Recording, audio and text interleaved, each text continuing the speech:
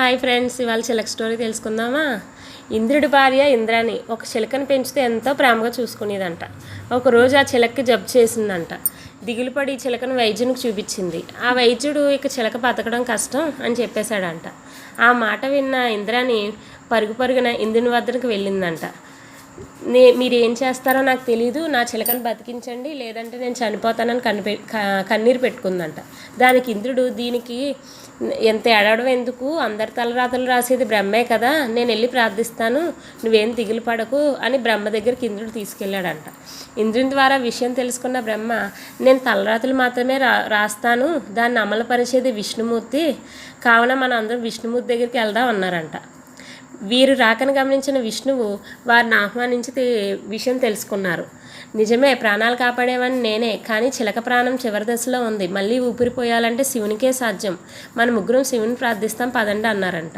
ముగ్గురు శివుని దగ్గరికి వెళ్ళి విషయం చెప్పారు. శివుడు ఇలా అన్నారు, ఆయుష్ పోసింది నేనే, కానీ ప్రాణం తీసే పని యమధర్మరాజుకి అప్పచెప్పాను, మనం వెళ్ళి యమధర్మరాజుని అడుగుదాం పదండి అంటూ అందరూ బయలుదేరారంట.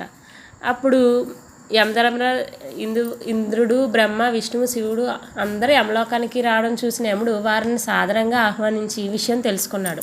అయ్యో, ఇదేం పెద్ద పనేం కాదు, మామూలుగా చావుకు దగ్గరగా ఉన్న వారి పేర్లను వారు ఎలా చనిపోతారన్నది ఒక ఆకు మీద రాసి ఒక గదిలో వేలాడి తీస్తాము, ఏ ఆకు రాలి కింద పడుతుందో వారు ఆయా సమయంలో చనిపోతారు, పదండి వెళ్ళి ఆ ఆకును తొలగించి చిలకను కాపాడదాం అని అన్నాడంట.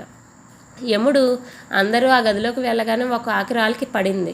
ఆ ఆకు ఎవరిదో అని అందులో ఏం రాసిందో చూద్దామని ఆకును తీసి చూస్తే ఆ ఆకు మీద చిలక వర్ణానికి కారణం రాసింది ఇలా: ఎప్పుడైతే ఈ గదిలోకి ఇంద్రుడు, బ్రహ్మ, విష్ణువు, యమధర్మరాజు ఒకేసారి వస్తారో అప్పుడు చిలక మరణిస్తుందని రాసిందంట.